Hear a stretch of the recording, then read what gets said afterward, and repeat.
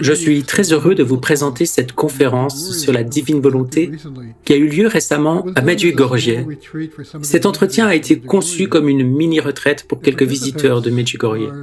Parmi les intervenants, nous avons le père Elijah, supérieur des moines bénédictins de la divine volonté, mère Gabrielle Marie, supérieure des filles bénédictines de la divine volonté,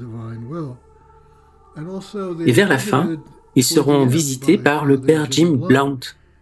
Et je suis très heureux de voir que le père Jim Blount semble désormais très engagé au sujet de la divine volonté. Et je vous demande de regarder jusqu'au bout cette vidéo parce que vous trouverez ensuite une autre intervention du père Jim, faite ailleurs à Medjugorje, que j'ai aussi enregistrée. Je pense que nous avons un nouvel apôtre de la divine volonté en la personne du père Jim Blount. Et avec cela, commençons au nom du Père et du Fils et du Saint-Esprit. Amen.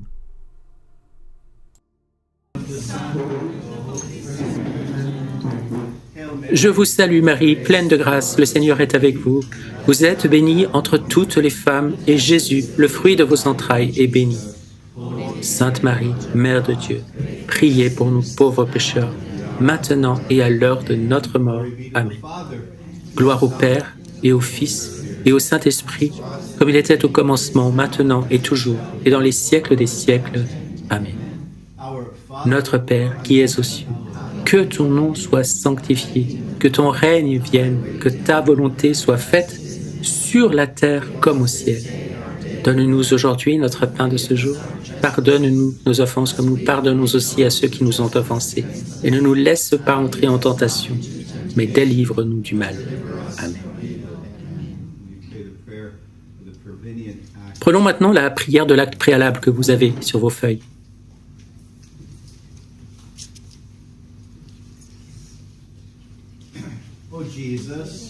Ô Jésus, je te donne ma volonté, ma vie et tout mon être en échange de ta volonté, de ta vie et de tout ton être. Je monte maintenant sur les genoux de ma céleste mère pour la laisser me nourrir de la vie de la divine volonté.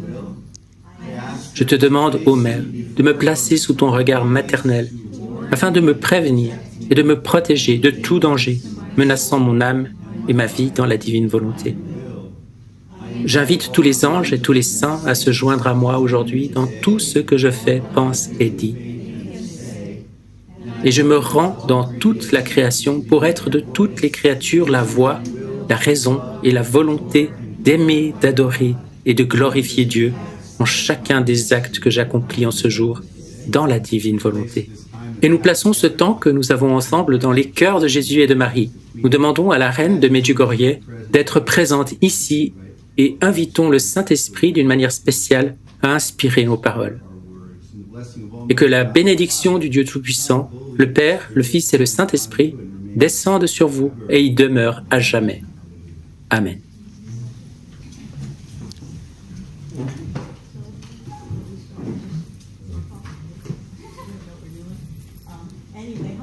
Combien d'entre vous ont lu les écrits de Luisa Picaretta sur la divine volonté ? Et d'où venez-vous dans ce groupe ? Principalement d'Irlande ? Certains sont irlandais, d'autres américains, d'autres viennent d'Écosse, d'Angleterre.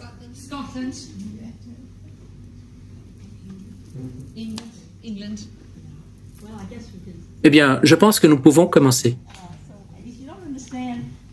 Et si vous ne comprenez pas la vérité d'une manière, au fur et à mesure que vous continuez à lire, et les répéter de différentes manières. Ainsi, lorsque vous terminez les 36 volumes, vous avez une assez bonne compréhension de ce qu'est la divine volonté.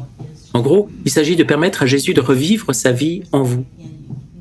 Il nous aime tellement, il veut revivre sa vie en chacun d'entre nous. Et donc, il veut que vous l'invitiez dans tout ce que vous faites. Cette petite prière, l'acte préalable que nous venons de dire, c'est l'inviter à venir dans nos activités quotidiennes tout au long de la journée. Et pendant la journée, on peut se rappeler de répéter « Jésus, fais ceci en moi et fais ceci ». Si vous êtes en train de conduire une voiture, vous lui dites « Jésus, viens conduire cette voiture en moi ». Le Père éternel ne vous voit pas conduire la voiture, mais il voit son Fils Jésus conduire la voiture. Et tout ce que fait Jésus est un acte divin. Les actes divins n'ont ni début ni fin, ils sont éternels, alors que nos actes humains ont un début et une fin. Alors, comme vous faites cela, comme vous l'appelez dans toutes vos activités, vous mourrez à vous-même, vous diminuez, vous devenez de plus en plus petit, vous commencez à réaliser que vous êtes néant. Et lui devient plus grand en vous, plus présent. Vous commencez à aimer les gens davantage. Les choses désagréables ne vous dérangent plus comme avant. Vous commencez à vous revêtir de ses attributs, de ses vertus. Pratiquer la vertu devient plus aisé, sans retour sur vous-même. Vous arrêtez de penser à vous-même et vous ne pensez plus qu'à lui en vous. La Trinité habite en chacun de nous. Nous sommes des tabernacles ambulants. Quand vous revenez en vous-même, en le regardant lui plutôt que votre propre personne, il devient plus facile de pratiquer la vertu, parce que c'est lui qui pratique la vertu en vous. Nous ne pouvons rien faire sans lui. Il fait tout en nous. Et puis, il y a les rondes dans la divine volonté. Il veut que nous soyons reconnaissants de tous les dons qu'il nous donne. À Louisa, il a dit, si tu as le désir de mettre un « je t'aime » sur chaque feuille de chaque arbre pour moi, tu n'as pas besoin d'aller avec un crayon pour le faire. Le désir qui habite ton cœur en fait une réalité. Je vois un « je t'aime » sur chaque feuille de chaque arbre. Et parce que c'est lui qui met pour vous ce « je t'aime » sur chaque feuille de chaque arbre, la proclamation adressée au Père éternel à partir de vous ne cessera jamais pour toute l'éternité. Je t'aime Dieu, je t'aime Dieu, je t'aime Dieu, parce que c'est un acte divin. Parce que vous l'avez désiré, Jésus l'a fait pour vous. Il met le « je t'aime » sur tout ce que vous désirez. Un « je t'aime » au Père à partir de vous. Sur chaque fruit, sur chaque légume, chaque animal, chaque brin d'herbe, chaque grain de sable, sur tout ce que vous pouvez concevoir. Vous pouvez répéter ces choses encore et encore. Il dit encore à Louisa qu'il a vécu chacune de nos vies à la perfection. Il veut que nous prenions cette vie qu'il a vécue pour chacun de nous, la vie parfaite qu'il a vécue pour nous, que nous la prenions pour nous et que nous la lui rendions. Et vous pouvez faire cela pour tout le monde. Vous pouvez prendre la vie divine qu'il a vécue pour chacun, les membres de votre famille, vous la faites vôtre et vous la retournez à lui. Tout est don de Dieu. Nous n'avons rien à lui donner qui ne nous est donné en premier. Alors, on décide de l'aimer avec son propre amour. Quand je reçois la communion, je dis « Jésus, je veux t'aimer avec ton propre amour. Je veux te recevoir au nom de toutes les âmes, passées, présentes et futures, et t'aimer de ton propre amour. » Dans la divine volonté, on peut tout faire. Tout est à nous. Il voit le désir de notre cœur et celui-ci devient réalité.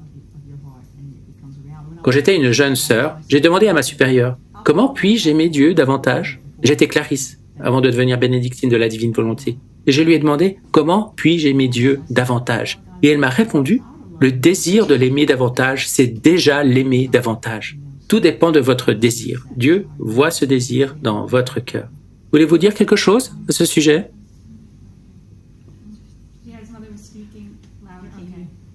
Personne n'a jamais eu de problème pour m'entendre. Il faut que je vous le dise. Il est plus difficile de me faire parler doucement. Parler fort, c'est ma spécialité. Donc, pendant que Mère parlait, tout en l'écoutant, j'essayais de me demander comment je pourrais décrire le fait de vivre dans la divine volonté. C'est une de ces choses qui est très difficile à décrire. Parce que, vous savez, vous lisez les volumes et c'est tellement riche. Et c'est lire les volumes en même temps que prier avec les volumes, prier avec les vérités que Jésus nous a données à travers Louisa. Et je pense que, tout comme le catholicisme lui-même, nous pratiquons tous la même chose, nous faisons tous à peu près les mêmes gestes, mais nos relations avec Dieu sont toutes très différentes, parce que nous avons tous été créés avec des cœurs très différents. Dieu nous a créés chacun avec une façon très spécifique de l'aimer qui est sans pareil et irremplaçable. Donc vous savez, la manière de vivre, la manière d'essayer de vivre dans la divine volonté, et comment le Seigneur parle à nos cœurs et travaille dans nos cœurs, c'est quelque chose de très beau et je crois de très unique pour chaque âme. Une chose qui ne cesse de me venir à l'esprit, c'est qu'à travers ses écrits, à travers ses vérités, Jésus essaye de nous ramener à la relation qu'il voulait pour nous avant la chute. Une relation qui n'était pas obscurcie par la volonté humaine, une relation qui était faite de confiance. Vous savez, avec la chute est venu un manque de confiance. La chute a été causée par un manque de confiance. Adam et Ève n'ont pas fait pleinement confiance à Dieu comme à leur Père, alors qu'ils ont été créés pour lui faire confiance en tant que Père. Ainsi, en lisant les Écrits, j'ai l'impression que le Père éternel devient de plus en plus présent dans ma vie par l'intermédiaire de son Fils. J'apprends de plus en plus que le Père est si bon, qu'il m'aime et qu'il aime chacun d'entre nous, de manière personnelle et si intime, et qu'il n'y a pas une seule parcelle de nous, qu'il s'agisse du corps, de l'âme ou de l'esprit, qu'il ne veuille pas unir totalement à lui. Et tandis que nous poursuivons notre voyage dans la divine volonté, le Seigneur purifie peu à peu les blocages que nous avons par rapport à son amour. Il purifie le péché en nous, les tendances foncières que nous avons. Il guérit nos blessures. Ce n'est pas quelque chose qui se produit du jour au lendemain, mais c'est vraiment beau parce que c'est un voyage d'amour avec lui. Et très doucement, il nous montre, vous savez, différents aspects de nous-mêmes, les différents aspects de lui-même. Donc oui, pour moi, c'est réapprendre comment vivre en tant qu'enfant du Père. C'est presque comme une perpétuelle consommation de notre vocation baptismale. Vous savez, comme Mère le disait, il faut lire les écrits, ça aide beaucoup, parce que nous réalisons de plus en plus combien Dieu est bon. Il faut prier avec les écrits, et à travers eux, je pense que Dieu s'emploie à entraîner nos yeux et nos cœurs à voir et à aimer comme nous étions censés le faire avant la chute. Et c'est ce dont Mère a commencé à parler un peu à propos des rondes, qui consiste à apprendre à regarder la création d'une manière nouvelle. Tout a été créé pour nous. Nous plaisantons en disant que le monde tourne autour de chacun de nous, mais d'une certaine manière, c'est vraiment le cas. Tout ce que Dieu a créé a été spécifiquement créé pour lui afin de montrer son amour pour nous. Donc plutôt que nous prenions tout pour acquis, il veut que nous reconnaissions vraiment son amour, car il veut notre gratitude. Non pas parce qu'il serait égocentrique, du genre « j'ai créé ça pour vous, alors maintenant je veux votre gratitude en retour ». Mais pensez aux personnes que nous aimons. Quand vous faites quelque chose par amour pour elles, vous voudriez en retour de la gratitude, non pour des raisons égoïstes, ou peut-être que c'est le cas en fait, car on est des êtres déchus, vous savez. Mais ce n'est pas le cas de Dieu. Lui, il veut ce retour, cette gratitude, parce qu'il éprouve un tel plaisir à ce que nous reconnaissons que cela a été créé par amour, pour nous. Et savoir que quelqu'un nous aime, cela nous pousse à l'aimer davantage. Au fond, c'est vraiment cela, les rondes. Il s'agit d'entraîner nos yeux à trouver son amour dans la création, à trouver son amour dans tous les actes qu'il a accomplis dans la rédemption, en priant le chapelet. C'est ce qu'on fait beaucoup ici à Medjugorje, et que nous devons prendre avec nous en partant d'ici. J'ai entendu cette description du chapelet comme étant la Bible sur une ficelle. J'aime beaucoup cette expression. Le chapelet est un excellent moyen de faire des rondes. Par la méditation des mystères, en y reconnaissant simplement tout l'amour que Jésus a eu pour chacun de nous, en particulier, dans tous les actes qu'il a faits dans la rédemption. Et puis en reconnaissant aussi les grâces que nous recevons encore aujourd'hui dans notre vie. Dans les volumes, Jésus appelle cela l'ère de la sanctification, car il ne nous a pas seulement rachetés. En fait, il voulait tellement plus que nous sauver simplement de nos péchés. Il voulait nous rendre semblables à lui. Et nous vivons maintenant ce temps où Jésus veut nous sanctifier pleinement et complètement. Il veut nous guérir en grand. Nous pouvons être tellement négatifs. Je sais que je peux l'être moi-même, me concentrer sur ce qui est négatif. Mais Jésus essaie de nous enseigner à nous concentrer sur le positif, à nous concentrer sur son amour qui a été déposé dans toutes les petites circonstances de notre vie quotidienne. Que ce soit, vous savez, les circonstances évidentes et positives, mais également les croix qu'il permet pour nous, parce qu'il est un très très bon papa, un bon père. S'il permet les croix et les choses négatives dans notre vie, il prévoit toujours d'en tirer un plus grand bien, quelque chose de tellement plus grand que si nous n'avions pas eu à souffrir cette croix. Donc les rondes, c'est à peu près ça. Et puis les actes, comme Mère a commencé à le mentionner, c'est demander à Jésus qu'il vienne tout faire en nous, avec nous et à travers nous. Et c'est tellement beau parce que si on y pense, c'est comme si Jésus ne pouvait pas se passer de nous une seule seconde. Il veut vraiment être toujours avec nous. D'une manière difficile à réaliser pour nous, parce que nous aimerions parfois pouvoir prendre congé de nous-mêmes. Moi, vous savez, j'aimerais parfois pouvoir échapper de moi-même. Alors que lui, il nous aime tellement qu'il veut prendre part à tout. Et il voit bien sûr combien nous luttons et combien nous tombons. Mais il attend simplement que... Un prêtre nous a donné une petite méditation ce matin à ce sujet. Il attend simplement que nous lui ouvrions notre humanité, que nous ouvrions notre volonté humaine et que nous lui disions « Entre seulement, je m'abandonne à toi et je te laisse prendre les commandes. » Et il n'enlève pas notre libre arbitre. Il veut œuvrer avec lui. Notre libre arbitre est ce qui doit être librement, amoureusement et avec confiance abandonné à sa volonté. Et quand nous le laissons prendre le contrôle, c'est là que nous décollons vraiment. Mais c'est un moment après l'autre. Et c'est en tombant qu'on apprend. Vous imaginez bien, ça ne va pas se faire en un jour. Je l'espérais un peu quand j'ai commencé à lire les volumes, mais il m'a montré que ça ne se passe pas comme ça. On tombe et on se relève. Mais le Seigneur utilise même cela aussi. Parce que nous ne pouvons pas vivre dans la divine volonté tant que nous n'avons pas totalement réalisé que nous sommes néants et que nous ne pouvons rien faire par nous-mêmes. Souvent, nous disons que nous ne pouvons rien faire, nous sommes rien, nous sommes faibles, mais nous ne vivons pas vraiment comme ça. Nous comptons encore sur nous-mêmes, nous avons encore toute notre fierté. Alors Dieu, dans sa bonté et par amour, nous laisse toucher de nos propres mains notre faiblesse, pour que nous ayons de plus en plus confiance en lui, confiance pour qu'il puisse œuvrer en nous, car sinon, nous irions tout gâcher avec notre volonté humaine. Et nous avons confiance que même dans nos erreurs, dans nos faiblesses, son amour est toujours là. Il ne nous abandonnera jamais. Et c'est ce qui nous donne de la force. Quand nous faisons le bien, il me semble que notre confiance ne se renforce pas, parce qu'une partie de nous se dit « je fais le bien, c'est pour ça que Dieu m'aime ». Mais quand nous sommes dans le pétrin et que nous traversons quelque chose de difficile, vous savez probablement laid pour tous ceux qui nous entourent, c'est dans ces moments-là que Jésus veut que nous ouvrions notre cœur, qu'on ne le cache pas à ses yeux, qu'on n'essaie pas de le couvrir avec n'importe quoi, mais il veut juste que nous lui montrions notre désordre. Et c'est dans ces domaines qu'il veut nous aimer. Et je pense que petit à petit, c'est ce qui nous guérit, et qui guérit notre relation avec lui.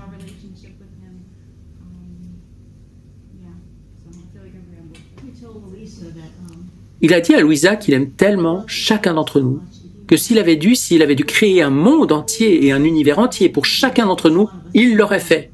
Mais tout nous appartient, tout m'appartient et tout vous appartient. L'autre matin, nous avons entendu le père Jim Blount dire que chaque hostie, l'hostie que vous recevez tous les jours, a votre nom écrit dessus. Mais tout dans la création a aussi votre nom écrit dessus. Il vous l'a donné. Chaque arbre, chaque fleur, tout ce qui est là est à vous. Il vous aime tellement. Ce cadeau qu'il vous a donné, il veut que vous le lui rendiez avec votre « je t'aime ». Il nous aime et c'est pour ça qu'il a tout créé pour nous. Il a créé le monde entier, l'univers entier et ensuite, il a créé l'homme. Il voulait d'abord préparer le terrain pour nous. Puis, il nous y a fait entrer, sa plus grande création, l'humanité. Mais tout appartient à chacun de nous. Il veut donc que nous voyions son amour dans tout ce qui nous entoure. Il veut que nous voyions le Christ dans chaque personne qui nous entoure. Et en lisant les volumes et en essayant de les vivre, vous allez commencer à voir Jésus dans chaque personne autour de vous. Vous allez commencer à grandir dans la joie. Quand j'ai commencé à lire les volumes, j'ai pensé que c'était trop beau pour être vrai. Est-ce vraiment vrai? Peut-on vraiment faire cela? Puis-je vraiment demander à Dieu d'agir ainsi en moi et que cela devienne un acte divin? Que ce soit vraiment lui qui le fasse en nous? Et le diable essayait de me faire penser que peut-être ce n'était pas vraiment de Dieu, peut-être que je n'étais pas censé lire ses écrits. Mais j'ai continué à lire et en persévérant dans la lecture, petit à petit, on commence à réaliser que c'est le plus grand cadeau que Dieu pouvait nous donner, vivre dans sa divine volonté. Et il dit, vous savez, ces saints des derniers temps de l'Église seront les plus grands saints de l'histoire de l'Église. Saint Louis Grignon de Montfort a dit cela aussi. Et je pense que s'ils seront les plus grands, c'est parce qu'ils vivront dans la divine volonté. On sera conduit à vivre comme Adam et Ève vivaient avant la chute, ce qui est une chose assez énorme. Et il a dit à Louisa, le monde et l'Église seront crucifiés avant de se relever. C'est pourquoi nous voyons toutes sortes de choses folles se passer dans le monde et dans l'Église. Mais nous devrions vouloir que tout cela se produise, car c'est la seule façon pour que le monde change. Il doit passer par la purification. Pour nous aussi, la seule façon dont nous changeons, c'est par la purification. À propos de la croix, Jésus dit à Louisa que la croix est le plus grand des cadeaux. Nous n'aimons pas souffrir. Mais ce n'est pas les consolations qui nous font grandir. Seules les croix nous font grandir. Nous devons donc le remercier, le louer et être reconnaissants pour toutes les occasions où nous avons à souffrir. En sachant que par ce biais, il nous transforme, il nous rend plus semblables à lui-même. Il a dit que pour être son disciple, il fallait prendre sa croix, la porter et le suivre. Nous devons donc être prêts à le faire. Et si vous lui demandez de souffrir dans votre souffrance, cela rend les choses beaucoup plus faciles, moins douloureuses. Louisa, elle comprenait la valeur de la souffrance. Elle pensait que si elle ne souffrait pas, Dieu ne l'aimait plus. Elle pensait qu'il l'avait abandonnée, qu'il l'avait laissée, qu'il l'avait oubliée, parce qu'elle en connaissait la valeur. Si les âmes du purgatoire pouvaient revenir, ou plutôt les saints du paradis, s'ils pouvaient revenir pour faire quelque chose ici-bas, ils reviendraient pour souffrir. Sainte Thérèse d'Avila le disait. Parce que dans l'éternité, on réalise la grande valeur de la croix. Donc prenons conscience maintenant du grand don qu'est la croix, et nous porterons alors nos croix plus facilement. Et à mesure que nous grandirons en acceptant nos propres croix, nos propres souffrances, nous serons plus compatissants et saurons accompagner les autres dans leurs souffrances. Sœur Jacinta, voulez-vous ajouter quelque chose à cela? Oui, nous sommes si chanceux et bénis de vivre en ces temps où nous avons les écrits de la divine volonté. Et je ne me souviens plus exactement dans quel volume cela se trouve, mais notre Seigneur dit à Louisa que le plus grand miracle qui soit est une âme qui vit dans la divine volonté. Et ce qui est beau aussi en lisant ces volumes, c'est que l'on peut voir à quel point la relation entre Jésus et Louisa était étroite. Louisa racontait à Jésus tous ses soucis, toutes ses peurs, ses pensées. Elle se plaignait même à notre Seigneur, et Jésus aimait cela. Jésus aimait sa manière d'être franche et vraie. Et je vois vraiment combien cela m'inspire pour m'aider à faire grandir ma relation personnelle avec Jésus. C'est comme ouvrir son cœur au Seigneur en lui disant tout. Et comme mère et sœur le disaient plus tôt, c'est vraiment beau de faire ces actes et ces rondes dans la divine volonté. Parce qu'en les faisant, nous prédisposons notre âme à recevoir le plus grand cadeau de la vie dans la divine volonté.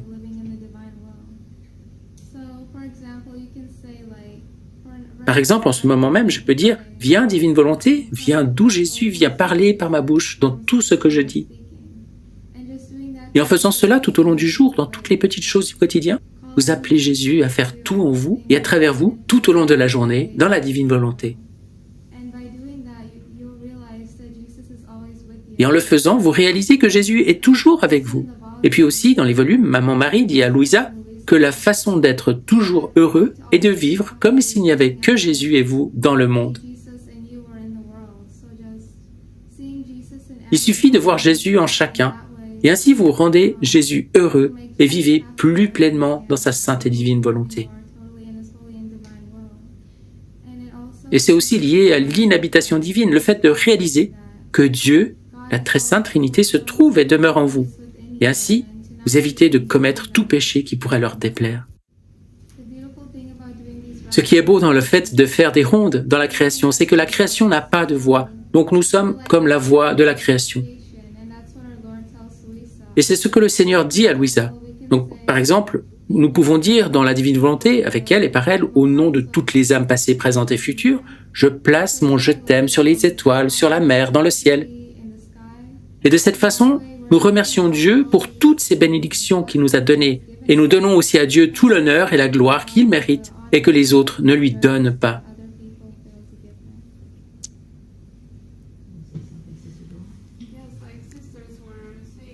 Oui, comme les sœurs le disaient aussi, pour faire ces actes et ces rondes, le fait d'être attentif est très important.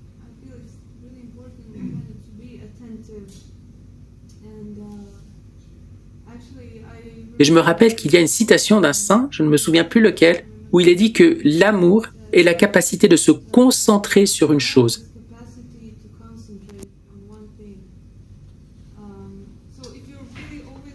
Donc, si vous êtes vraiment toujours concentré sur Dieu, et que vous connaissez déjà ce don de la vie dans la divine volonté, et que vous savez ce qu'il veut de vous, que vous lui donniez ce retour d'amour, eh bien, en faisant vos actes et vos rondes dans la divine volonté, pour suivre la divine volonté en tout, c'est ce que vous faites. Donc il faut juste que nous nous rappelions à chaque instant de le faire, de nous fondre dans la divine volonté. Et de dire, mon Dieu, je veux me fondre dans ta très sainte et divine volonté. Et de même, cette prière que Jésus aime beaucoup, il le dit dans les volumes, que ton règne vienne, adveniat regnum tuum. Ce sont de brefs petits rappels que je prie au long du jour. Et aussi cette formule de Daniel O'Connor que je répète souvent parce qu'elle est très accrocheuse.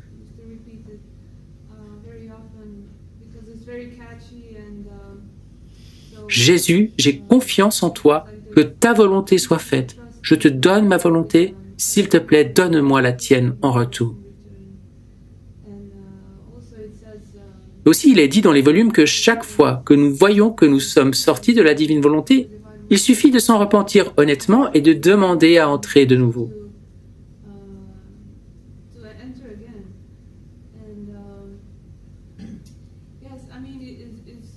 Et c'est vrai, n'est-ce pas? Cela semble parfois trop beau pour être vrai.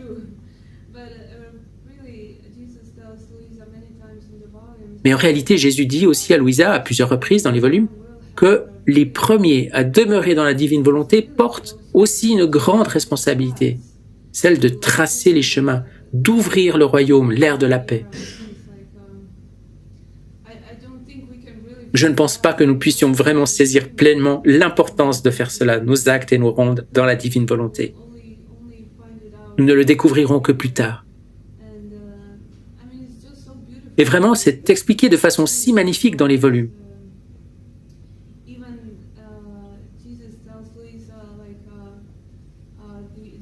Jésus dit aussi à Louisa combien la Vierge Marie est importante, mais qu'elle n'a pourtant pas fait de grands et glorieux miracles. Comme d'ailleurs ici à Medjugorje, Notre-Dame est apparue à 6 petits-enfants.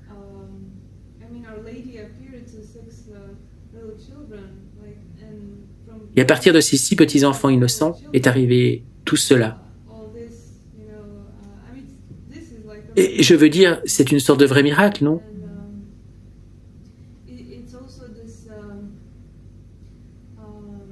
Ce sera aussi comme ça, je suppose, avec la venue de l'ère de la paix. Elle viendra de manière subtile, discrète, mais très majestueuse, par le travail intérieur des âmes dans la divine volonté.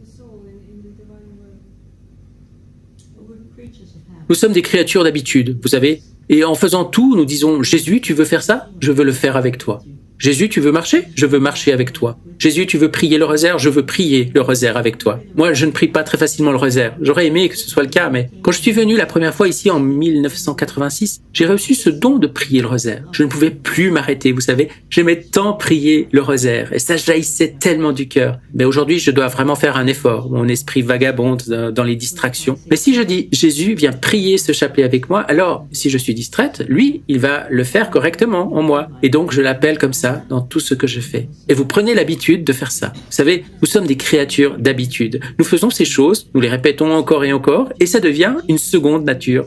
Donc quoi que vous fassiez, vous dites « Jésus, tu veux faire ça, je veux le faire avec toi ». Maintenant, vivre dans la divine volonté et faire la volonté de Dieu sont deux choses différentes. En tant que bons catholiques, nous devons tous faire la volonté de Dieu. Mais en vivant dans sa divine volonté, nous lui demandons de venir, lui, faire sa volonté en nous. Je me rappelle de cet homme il y a longtemps. Quand il s'est engagé dans la divine volonté, il disait qu'il avait l'habitude d'aller au réfrigérateur toute la journée pour prendre des snacks. Alors, quand nous avons commencé à lire les volumes, il a commencé à demander à notre Seigneur, « Seigneur, veux-tu que je prenne un snack ?» Eh bien, s'il en éprouvait le besoin, s'il avait faim, une faiblesse ou quoi que ce soit, la réponse était oui. Mais s'il n'en avait pas besoin, alors il s'éloignait du réfrigérateur, fermait la porte et oubliait son envie. Eh bien, c'est ce que nous devons faire toute la journée. Jésus, veux-tu que je fasse cela? Et si la réponse est oui, alors vous dites, Jésus, je veux le faire avec toi. Tout ce que vous faites au cours de la journée, vous lui dites, Jésus, tu veux aller au lit? Je veux aller au lit avec toi. Tu veux dormir? Je veux dormir avec toi. Dormir, c'est notre activité préférée.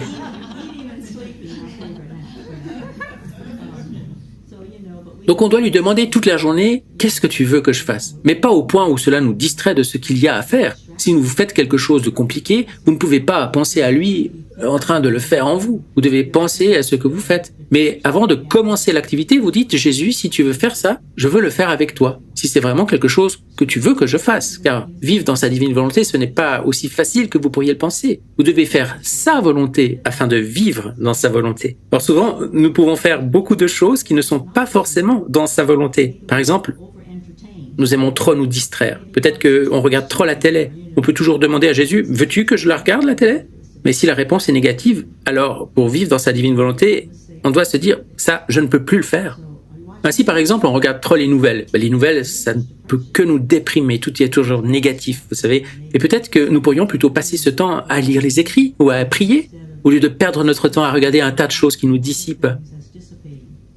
Les ordinateurs. On peut abuser de notre temps sur les ordinateurs. Est-ce la volonté de Dieu pour nous?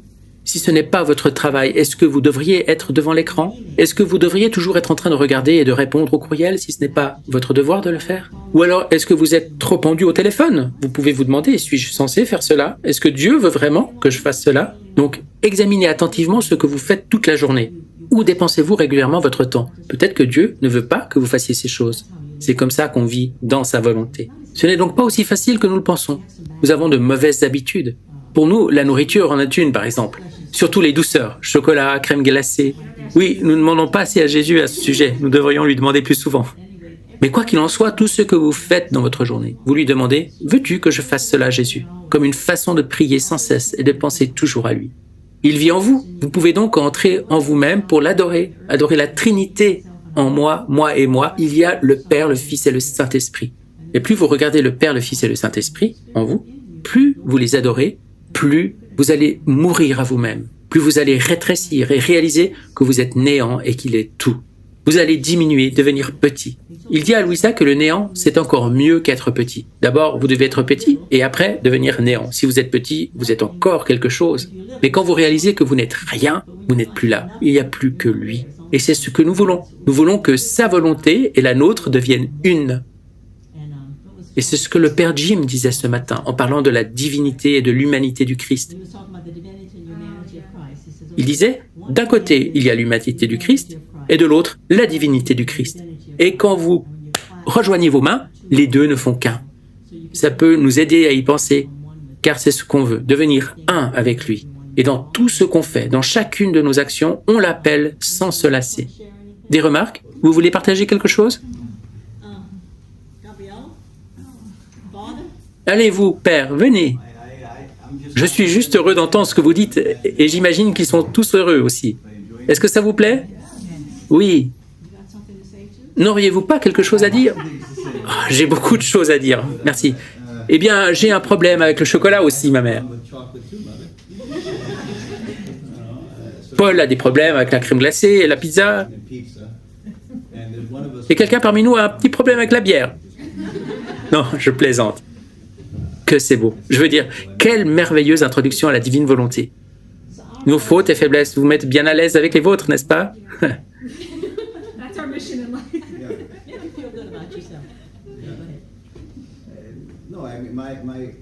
Non, à vrai dire, la seule chose que je voudrais ajouter, c'est que c'est catholique. Vous savez, quand nous parlons de toutes ces choses, parfois les gens s'inquiètent un peu au début, parce qu'ils se disent, mais comment cela s'intègre-t-il à tout ce que je crois déjà? Et la réponse est, ça s'intègre parfaitement. Donc il faut le souligner encore et encore, c'est profondément catholique. Alors, comment est-ce que c'est catholique? Nous parlons de ce mot « ronde », d'accord? Et cela peut faire peur. Les gens peuvent se dire, mais c'est quoi cette histoire de ronde? C'est quoi les rondes? On se calme, on se relaxe. Je vais vous dire quelle est la plus grande ronde qui existe. Le saint sacrifice de la messe. Le saint sacrifice de la messe, c'est une ronde. Pourquoi est-ce une ronde? La ronde, c'est que du ciel, le Fils vient, descend sur la terre, s'incarne dans le sein de la Vierge. C'est une ronde, pas vrai? Vous comprenez ce que je veux dire? On n'invente rien ici. Louisa n'est pas moins catholique que le pape. Et en fait, oui, c'est très important de le savoir, Louisa était obéissante à l'Église d'une manière radicale. Elle ne pouvait pas se réveiller le matin sans la bénédiction d'un prêtre. Je vais le répéter, Louisa ne pouvait pas se réveiller. Certaines personnes ont déclaré que la divine volonté n'est pas si catholique que ça. Je répondrai que la manière dont on présente parfois la divine volonté ne l'est pas, mais cela ne concerne en rien Louisa. Laissons-la en dehors de ça. J'ai rencontré l'ancien évêque de Corato, du diocèse d'origine de Louisa. Il a dit, devant de nombreux prêtres qui étaient présents, il a dit qu'il ne fait aucun doute que cette femme était sainte, mais que nous devions encadrer, trouver la juste proportion, mettre dans une juste perspective ce don de la divine volonté.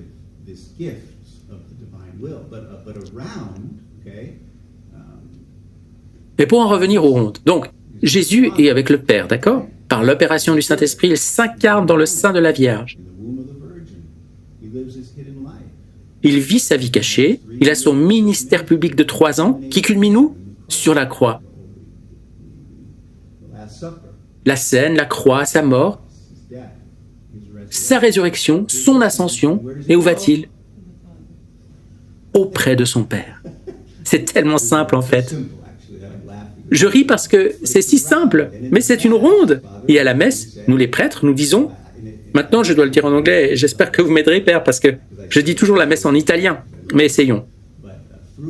Par lui, avec lui et en lui,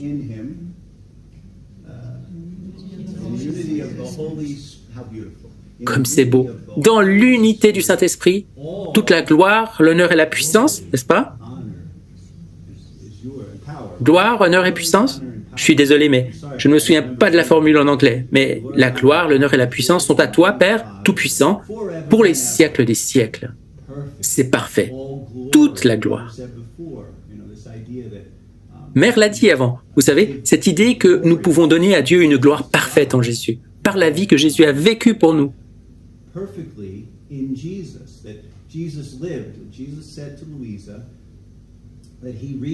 Jésus a dit à Louisa qu'il a revécu parfaitement votre vie, d'accord?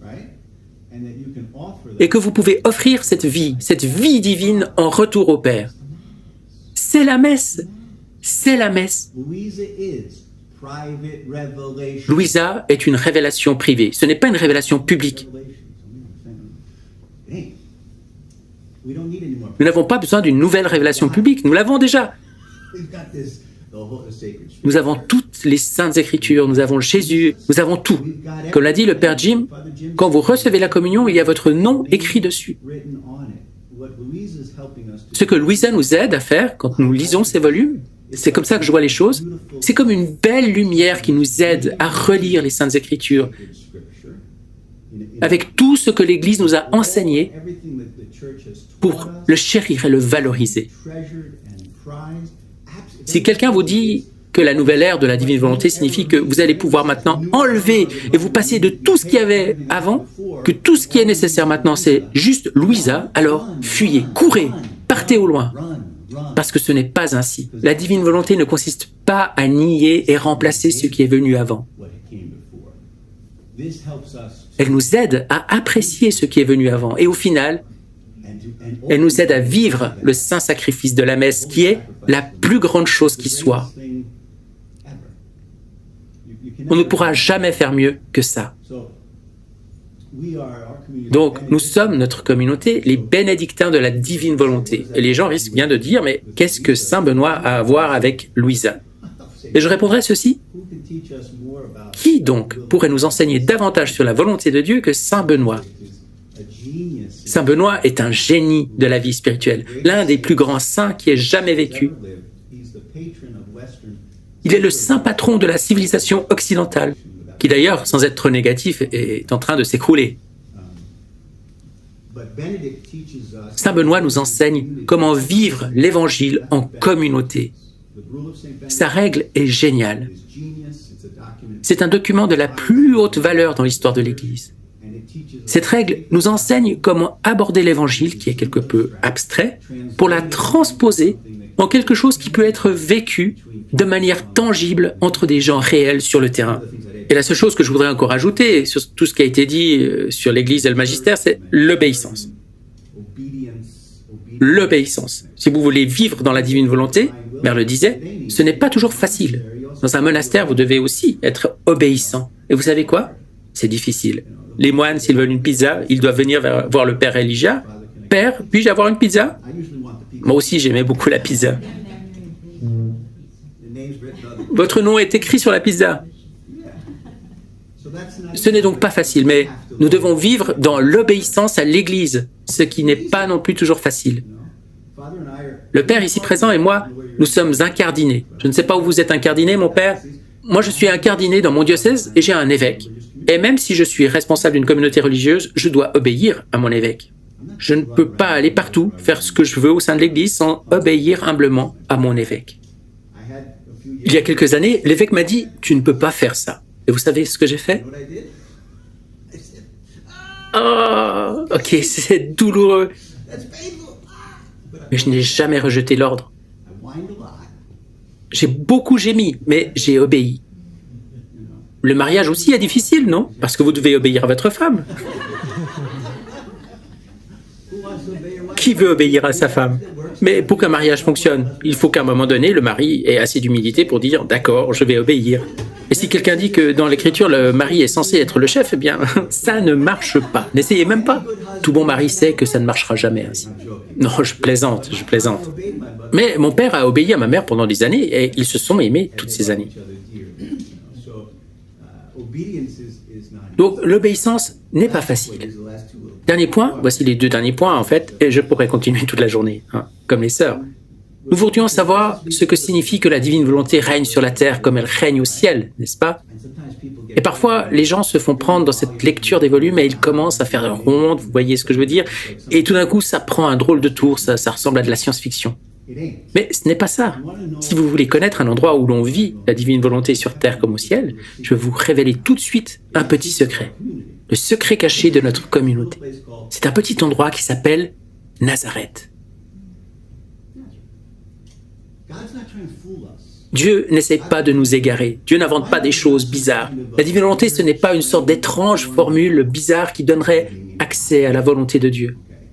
Ce n'est pas une formule magique. Ce n'est pas comme si maintenant je faisais une petite série de prières et hop, je vis dans la divine volonté. C'est ridicule. Et ce n'est pas chrétien. Si on se met à vous enseigner des choses comme ça, alors vous devriez vous enfuir dans l'autre sens. Il n'y a pas de formule. Le christianisme, c'est une relation avec Dieu. Et pour le comprendre, nous devrions vraiment nous demander pourquoi Dieu nous a tant parlé de la Sainte Famille, à travers les mystiques et d'autres moyens. C'est parce que cette petite maison cachée où ils travaillent et prient ensemble,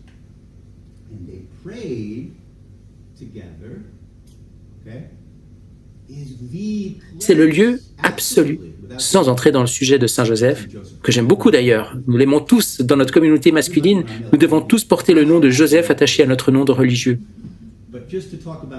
Mais pour parler très rapidement des deux autres, Jésus, lui, il est le Verbe incarné et il est la divine volonté. Et Marie, qui est l'Immaculée Conception, a absolument vécu sur la terre comme au ciel. Peut-on en douter? Il n'y a aucun doute que Marie a vécu sur la terre comme au ciel.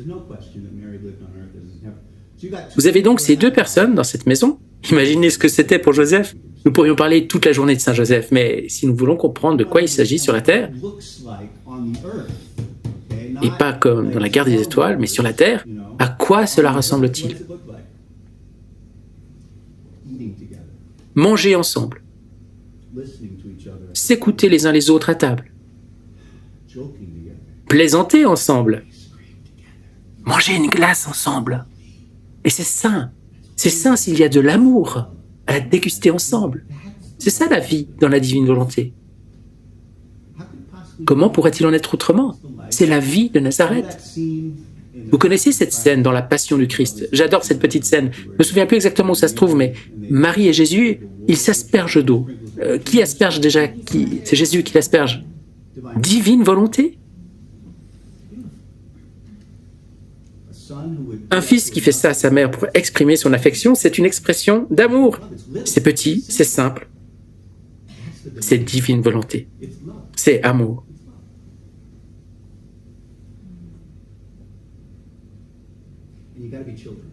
Et il faut être des enfants. Vous devez être des enfants, car seuls les enfants peuvent vivre dans le royaume, n'est-ce pas? Seuls les enfants le peuvent, littéralement. C'est donc simple. Ça ne se passe pas ici. Mère le dit tout le temps. Nous devons passer d'ici vers le cœur. Tout est question d'amour. On parle du sacré cœur de Jésus, non? Pas de son esprit sacré. Vivre dans la divine volonté, c'est ici. Ça vient d'ici. C'est une question d'amour. C'est simple. C'est pour les enfants. Et le royaume, devinez quoi? Ça va vous étonner un peu parce qu'on n'y pense pas de cette façon. Mais le royaume a un nom. Ça s'appelle l'Église. Qu'est-ce que l'Église a à voir avec ça? Eh bien, tout. C'est le plan de Dieu. L'Église est une famille. C'est le plus beau nom qu'on puisse imaginer pour l'Église. Elle est la famille de Dieu. Plus que le peuple de Dieu, elle est la famille de Dieu. Et cette famille doit être modelée sur la Sainte Famille. C'est sa perfection. Sa perfection est d'être de plus en plus simple, petite. Et je pense que le pape conduit l'Église vers cette réalité. Il comprend ça. C'est petit, c'est simple. Et c'est une question d'amour. Des petits actes d'amour tout au long du jour, tous les jours. C'est la Sainte Famille. Nous avons des oblats, les oblats bénédictins de la divine volonté, si quelqu'un est intéressé à devenir un oblat. Ce qu'il faut faire pour être un oblat, c'est vivre pleinement sa foi catholique et lire les écrits de Louisa au moins 30 minutes par jour. Vous pouvez même le lire en tranches de 10 minutes si vous voulez, et vous pouvez manquer de le faire de temps à autre, mais vous vous engagez à lire de façon régulière, à essayer d'apprendre et à en vivre. Mais vous allez découvrir qu'en faisant cela, votre vie de famille va changer. C'est ce que j'appelle vivre comme la famille de Nazareth, la manière d'y arriver. On est guidé là, on réalise que nous sommes néants et qu'il est tout. Vous devenez plus gentil avec tous les membres de votre famille, votre entente s'améliore, vous allez mieux vous aimer, être capable de gérer les problèmes d'une manière différente, vous n'allez pas vous écrouler quand une croix se présente à vous, vous allez être capable de vous accepter, de vous aimer entre vous, quand c'est aisé et quand ça l'est moins. Vous vous êtes mariés pour le meilleur et pour le pire. Ça va rendre les pires moments plus faciles, si vous le laissez revivre sa vie en vous. C'est comme ça qu'on vit la vie de la Sainte Famille. Et si vous voulez devenir un oblat, vous n'avez qu'à regarder notre... Je crois qu'on a des petits papiers avec l'adresse de notre site web. On y trouve la lettre des oblats. Depuis que le Père a obtenu la permission de notre évêque pour proposer l'oblature, il y a probablement environ 800 oblats. Peut-être un peu moins, parce que si d'aventure vous arrêtiez de lire les volumes et de vivre votre foi catholique, eh bien, vous ne seriez plus un oblat. Le site web est très simple, benedictinesofdivinewill.org. Et on y trouve une page dédiée sur les oblats. Et donc, il y a une petite formule. Vous vous rendez juste devant le Saint-Sacrement. Ça se passe uniquement entre vous et Dieu, votre cœur contre son cœur. Et c'est un acte d'amour. Vous faites cette petite promesse et vous vous inscrivez. C'est un simple petit geste à poser, comme un acte de consécration. Vous n'avez pas besoin d'aller aux réunions, vous n'avez pas besoin de faire tout ça. Vous devez juste essayer de vivre dans sa divine volonté, en lisant les volumes et en les étudiant. Il est vrai que certaines personnes peuvent recevoir un don infus de vivre dans la divine volonté. C'est possible. Je connais un homme, un Africain, il est maintenant en Irlande, il est avec Francis Hogan, qui l'a reçu. Il n'a rien lu, il vit donc en analphabète, mais il vit totalement dans la divine volonté. Il ne se sent même plus lui-même, il est tellement en Dieu et dans sa divine volonté. Il est ermite, si j'ai bien compris. Avec une vie de famille ou autre, les choses pourraient être un peu différentes, je ne sais pas. Quoi qu'il en soit, si vous voulez devenir oblat, vous pouvez le faire. Je connais un homme qui lit les volumes depuis 1997. Il m'a dit que lorsqu'il est devenu oblat, il a trouvé cela plus facile. Il a mieux compris comment vivre la divine volonté. C'est la grâce particulière de l'oblature. Je ne sais pas si ça vient de la petite promesse qu'on fait à notre Seigneur comme un acte de consécration, ou si c'est que tous les oblats prient les uns pour les autres. Cela donne peut-être un peu plus de grâce pour essayer de vivre dans la divine volonté. Donc, si vous êtes intéressé, vous pouvez toujours consulter notre site web et vous renseigner là. Vous voulez en dire plus, Père Paul? Non? Vous lisez les volumes et vivez dans la divine volonté depuis longtemps, n'est-ce pas?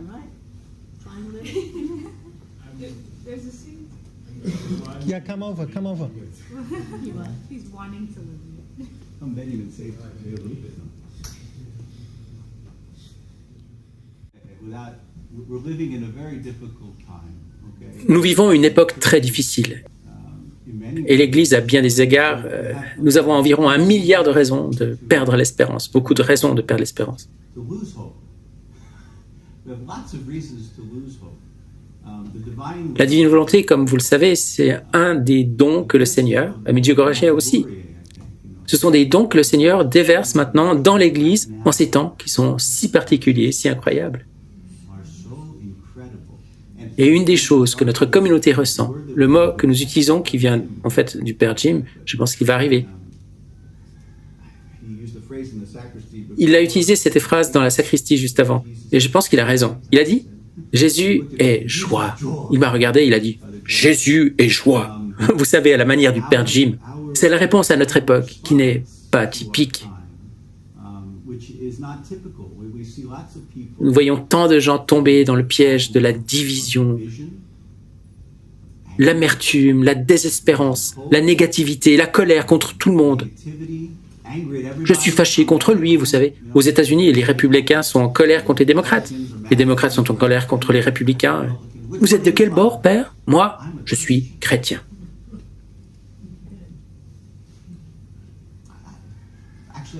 En fait, je ne suis pas l'actualité des États-Unis de près, alors peut-être que je devrais le faire davantage. Moi, je vis en Italie, j'ai donc une excuse. Mais je vais vous confier un secret. en Italie, il se passe exactement pareil. Il se passe exactement la même chose. Il y a un groupe ici et un groupe là, et ce groupe déteste cet autre groupe, et cet autre groupe déteste ce groupe. Nous, peu importe les conséquences, nous voulons regarder seulement vers Jésus. Nous voulons vivre dans la lumière de sa miséricorde, sachant que nous sommes nous-mêmes les derniers, les pires de tous. J'aime venir à Medjugorje à cause des confessions. C'est pourquoi, en tant que prêtre, j'aime venir ici. Au confessionnel, en fait, ce n'était pas au confessionnal, donc je peux le dire. C'est bien, j'avais peur de briser le secret de la confession. Mais j'ai rencontré une femme hier et elle m'a dit à quel point elle était mauvaise, combien notre vie était meilleure à cause de tout ce qu'elle a fait de mal, elle. Et je lui ai dit, je suis pire que vous. Oh non, mon père, ce n'est pas vrai. Nous sommes tous en chemin. Sœur Francesca parle très humblement. Si vous écoutez la façon dont elle parle de sa vie, de sa vocation, elle est sur un chemin de conversion. Laissez-moi vous dire quelque chose. Si vous êtes scandalisé que je dise que je ne suis pas si bien, vous devriez lire ce que Luisa dit d'elle-même. Luisa s'appelle la cattivella, ce qui en italien veut dire la petite méchante, la petite mauvaise. Je suis pire que tout le monde, disait-elle. Je suis la dernière, je suis la plus petite, je suis la moins sainte de tous. Oui, c'est ça le christianisme, être de plus en plus conscient de sa travée, comme on dit en italien, car l'italien me vient toujours au premier. C'est-à-dire la poutre que nous avons dans notre propre œil en comparaison à l'écharde du voisin. Nous devons savoir que nous sommes les personnes les moindres de toutes. Si Jésus veut me donner la grâce d'être prêtre, de vivre dans une communauté de la divine volonté, c'est génial. Mais vous savez, le mot qui résume tout cela, c'est miséricorde. Miséricorde. Donc je vis dans la miséricorde de Dieu, avec la joie de Dieu, et j'espère faire partie de la solution. Chaque prêtre, beaucoup ne comprennent pas cela, mais par son ordination, chaque prêtre a des mains consacrées par Dieu.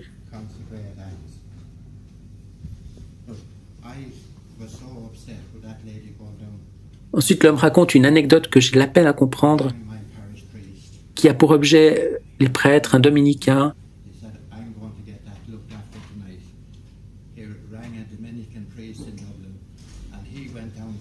J'arrive pas à saisir le sens, mais il est comme contrarié par quelque chose. Le sacerdoce est puissant et nous devons compter sur les prêtres pour ces choses, vous savez. Notre Seigneur dit à Louisa, lorsque tu es dans l'inquiétude, tu es en dehors de ma volonté. Notre Seigneur veut que nous soyons des personnes joyeuses, heureuses. C'est pour ça que j'ai mentionné tout à l'heure qu'en regardant les nouvelles, on peut vraiment se refroidir.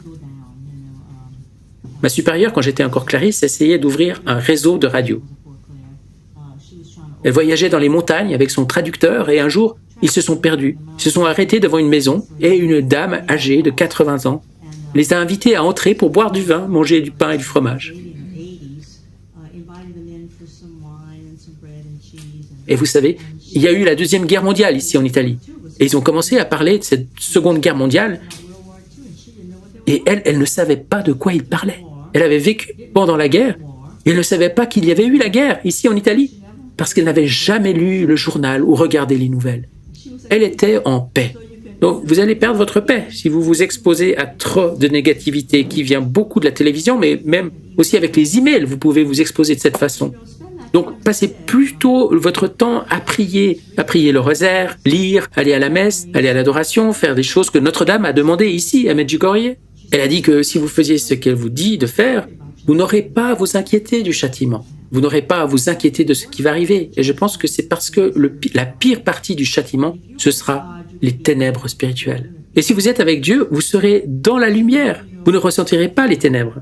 Et si vous mourrez alors, vous irez au paradis, si vous êtes avec Dieu, ce qui ne sont pas une mauvaise chose, bien au contraire. Et si vous restez, eh bien Dieu prendra soin de vous. Vous n'avez donc rien à craindre. S'intéresser à toutes ces choses qui vont arriver ne fait que vous inquiéter et vous éloigner de la volonté de Dieu. Il veut que nous soyons des personnes heureuses et joyeuses. Il vous aime et il veut que vous viviez avec lui, sans que vous vous mêliez de toutes ces choses qui se discutent. On peut parler beaucoup de tout ce qui va se passer dans le monde, mais cela ne fait que vous assommer, vous mettre à terre, et de plus en plus. Alors gardez votre paix. Lisez les Écritures, lisez le catéchisme pour bien savoir ce qu'enseigne l'Église catholique et les écrits de la divine volonté. Le père et moi étions à la réunion avec l'archevêque de Corato. Il est mort depuis, vous savez, le prédécesseur de l'actuel, nous a encouragés à lire les volumes. Donc si quelqu'un vous dit que vous n'êtes pas censé les lire ou que vous ne pouvez lire que quelques-uns des volumes, lui nous a dit non, tout peut être lu. Il a dit, vous pouvez les récupérer sur votre ordinateur, on les trouve partout. Il a dit que vous pouviez les imprimer, les partager avec vos amis, mais il ne voulait pas que ce soit publié. Il y a donc des entreprises qui les impriment, mais sans y ajouter leur nom. Elles ne sont pas des maisons d'édition. Vous pouvez donc les obtenir de cette façon. Et puis tous les volumes ont été traduits. Il y a différentes traductions et il faut chercher à obtenir une bonne traduction pour lire en anglais ou dans une autre langue que l'italien. Mais vous savez, je l'ai lu plusieurs fois maintenant et je n'ai jamais trouvé quoi que ce soit contre l'Église, dans toute la compréhension qui est la mienne. Jésus a dit à Louisa que si on trouvait quelque chose à redire dans les écrits, ce ne serait pas à cause de lui, de ce qu'il a dit, mais à cause d'un manque de compréhension. C'est pourquoi les gens sont un peu troublés parfois en lisant. Comme Père l'a dit, si vous êtes comme un enfant, si vous restez petit, alors vous comprendrez. C'est fait pour les petits. Vous avez entendu le message de Medjugorje il y a quelques semaines. Ça parle entièrement de la joie, n'est-ce pas? J'aime ce que Thérèse d'Avila disait. Vous savez ce que Thérèse d'Avila disait? Elle est docteur de l'Église. Elle a dit, « Mon Dieu, préservez l'Église d'un saint de plus à la face de pruneau. » Ça veut dire d'un râleur. Vous voyez ce que je veux dire? La rouspétance n'est pas sainte. La rouspétance, c'est en fait un péché. Nous devons être des chrétiens joyeux. Et voici comment nous le savons. Cela vient de l'Évangile. Jésus a dit ceci, « Je suis venu pour que vous ayez la joie et que vous l'ayez en abondance. » Il n'a jamais dit « Je suis venu pour que vous soyez grincheux et que vous fronciez les sourcils à tout le monde tous les jours. » A-t-il jamais dit cela? Non. Et donc, si vous ne vous sentez pas joyeux, il y a une déconnexion entre vous et Dieu. Vous voyez? Les sans-joie, quelque part, sont déconnectés du ciel. Si ça nous arrive, ça veut dire qu'on doit se mettre à genoux et prier pendant 1, 2, 3, 4, 5 ou 6 heures. Prier et dire « Dieu, éloigne de moi mon ego et remplis-moi de ta divine volonté. » Vous savez, un de mes professeurs a dit ça au séminaire. C'était un grand dominicain. Il disait, en paraphrasant la Summa Theologiae, qui est juste l'ouvrage théologique le plus important de l'histoire de l'Église. Et il citait cet ouvrage extraordinaire en disant, dans le cœur de la très sainte Trinité se trouve une fournaise sans fin d'éternelle joie. Une fournaise sans fin d'éternelle joie. Et donc, si nous sommes des catholiques misérables, nous sommes un terrible témoignage pour le monde, et nous ne connaissons pas encore le Seigneur. Ainsi, lorsque Jésus dit « Je suis venu pour que vous ayez la joie et que vous l'ayez en abondance », il voulait dire « Je vous apporte ce que nous avons au ciel. Je vais l'apporter aux bénédictins de la divine volonté et je vais l'apporter au monde entier. »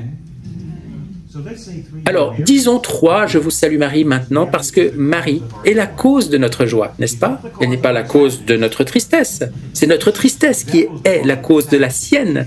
Elle est la cause de notre joie. 3, je vous salue Marie, pour que nous ayons des chrétiens joyeux. Au nom du Père, du Fils et du Saint-Esprit. Amen. Le premier, en l'honneur de Marie, fille de Dieu le Père joyeux.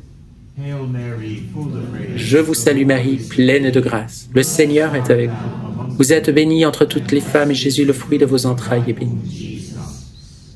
Sainte Marie, Mère de Dieu, priez pour nous pauvres pécheurs, maintenant et à l'heure de notre mort. Le deuxième, en l'honneur de Marie, Mère du joyeux Fils. Je vous salue Marie, pleine de grâce. Le Seigneur est avec vous. Vous êtes bénie entre toutes les femmes, et Jésus, le fruit de vos entrailles, est béni. Sainte Marie, Mère de Dieu, priez pour nous pauvres pécheurs, maintenant et à l'heure de notre mort. Amen. Et en l'honneur de Marie, épouse de Dieu le joyeux Saint-Esprit. Je vous salue Marie, pleine de grâce, le Seigneur est avec vous. Vous êtes bénie entre toutes les femmes, et Jésus, le fruit de vos entrailles, est béni. Sainte Marie, Mère de Dieu, priez pour nous pauvres pécheurs, maintenant et à l'heure de notre mort. Amen. Marie, cause de notre joie, priez pour nous. Notre-Dame de la très sainte Trinité, priez pour nous. Notre-Dame de la divine volonté, priez pour nous. Gloire au Père, au Fils et au Saint-Esprit, comme il était au commencement, maintenant et toujours, et dans les siècles des siècles. Amen. Et voici donc le message. Vous l'avez peut-être déjà entendu, mais il est d'une beauté stupéfiante. Voici ce que Maman Marie a dit récemment. Chers enfants, priez pour que l'Esprit Saint vous illumine et que vous soyez de joyeux chercheurs de Dieu et des témoins de l'amour sans limite.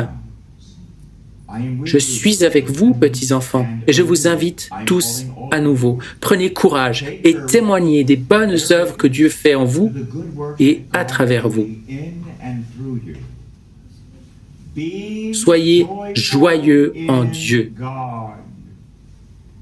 Il y a un ordre. Soyez joyeux en Dieu. Mais non.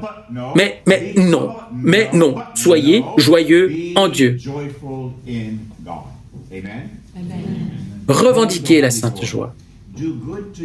Faites du bien à votre prochain pour être bien sur la terre et priez pour la paix qui est menacée, car Satan veut la guerre et l'inquiétude.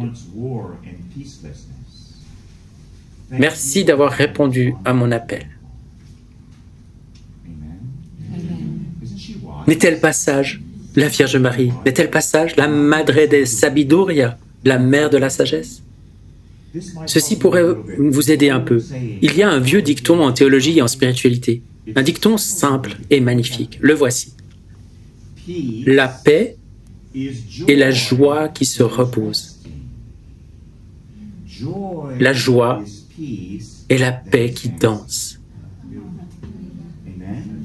Elles sont en fait une seule et même chose, n'est-ce pas? Comme l'eau qui peut être soit à l'état liquide ou à l'état de vapeur. C'est la même chose, la même substance. C'est la vie de Dieu. C'est cela dont il s'agit. C'est la vie de Dieu, la sainte volonté de Dieu. Et cette paix de Notre-Dame est sa joie qui repose. Et la joie de Notre-Dame est sa paix qui danse. Et elle dit que vous devez être juste comme elle pour être ses vrais enfants. Je pourrais parler toute la journée. Le Seigneur soit avec vous. Puissiez-vous être les catholiques les plus joyeux à Medjugorje aujourd'hui et tous les jours. Au nom du Père et du Fils et du Saint-Esprit. Je viens de recevoir une parole du Saint-Esprit, une parole simple, très simple. Il y a quelqu'un ici qui a besoin d'aller se confesser. En fait, il y en a plus d'un. Et c'est une parole bonne, ce n'est pas une parole mauvaise, parce que voilà ce qui est. Le péché rend malheureux. Le péché nous rend tristes. Mais la sainteté nous rend joyeux. Donc si vous avez besoin de vous confesser, précipitez-vous dès que vous le pourrez. C'est gratuit. Et ça vous apporte la joie.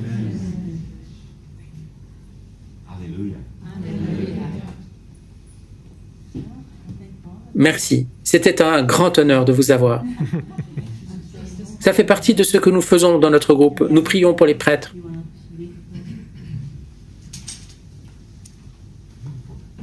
Peuvent-ils avoir une copie de ceci aussi, ma sœur? Il y en a quelques exemplaires, oui. Vous savez quoi? Et si je disais phrase après phrase, et vous pourriez répéter après moi?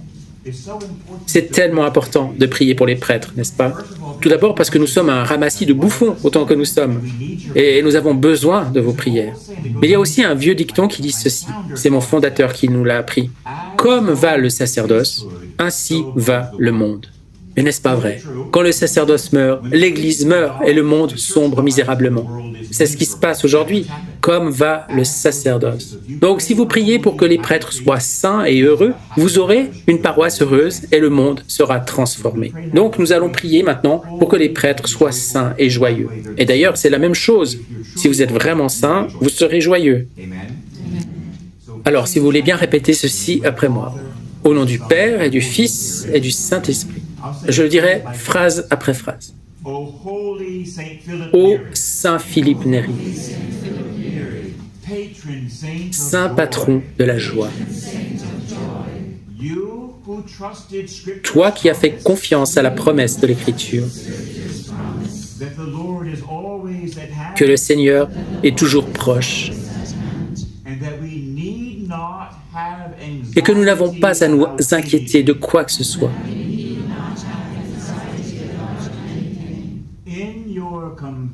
Dans ta compassion, guéris nos soucis et nos chagrins et soulage les fardeaux de notre cœur. Nous venons à toi comme à quelqu'un dont le cœur est rempli d'un amour surabondant pour Dieu et pour toute la création. Hear us, we pray, Écoute-nous, nous t'en prions. in our need. Prends soin spécialement de nos besoins. Keep us safe. Garde-nous en sécurité par ton intercession aimante. And may the joy of the Holy Et que la joie de l'Esprit Saint, which filled your heart qui a rempli ton cœur, Saint Philippe, transforme nos vies and bring us. et nous apporte la paix. I'm going to add to it. Et je vais ajouter cela. God, I love you. Mon Dieu, je t'aime. You are beautiful. Tu es I magnifique. want to love you with a great love. Je veux t'aimer d'un grand amour. I want to love you with Mary's. Je veux t'aimer de l'amour de Marie. I want to love you with an everlasting. Je veux t'aimer d'un amour éternel. I am all yours. Je suis O Lord. tout à toi, Seigneur. All Tout ce que that I j'ai have est à toi. in the divine Dans la divine volonté, through the heart of Mary. par le cœur de Marie, I love you. je t'aime. Amen. Je vais donc vous bénir avec la relique de Saint Bernard de Clairvaux, pour que vous et moi ayons faim de Jésus. Et quelque chose de similaire se produit en ce moment, comme le Seigneur l'a dit à Luisa Picaretta. Vous savez, la nouvelle sainte d'Italie. Et ces 36 volumes ont maintenant l'imprimature du Vatican, le second imprimature.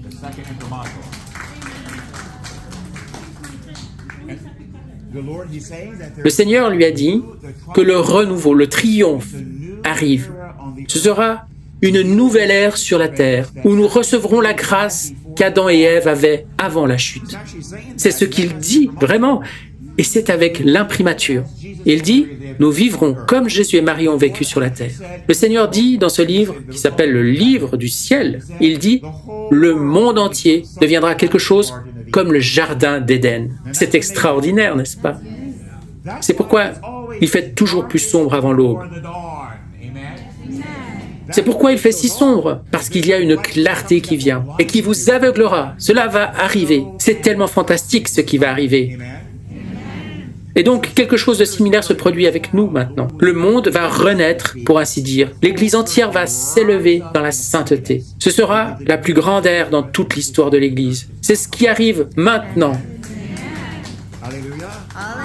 Saint Bernard était donc un homme d'espérance, un homme d'anticipation tourné vers ce qui vient. Nous prions pour cette grâce, pour que vous la goûtiez, que vous goûtiez au règne de la divine volonté qui arrive. Et je vous le dis, il arrive. Je reçois l'onction en ce moment même. Le règne arrive. Mais le Seigneur dit, j'ai besoin que mon peuple le désire et prie à cette intention. Nous vous bénissons donc avec ce don pour que vous et moi aspirions au royaume de la divine volonté. Le Seigneur soit avec vous et avec votre esprit. Que Dieu vous donne la grâce de désirer ces dons au nom du Père, du Fils et du Saint-Esprit.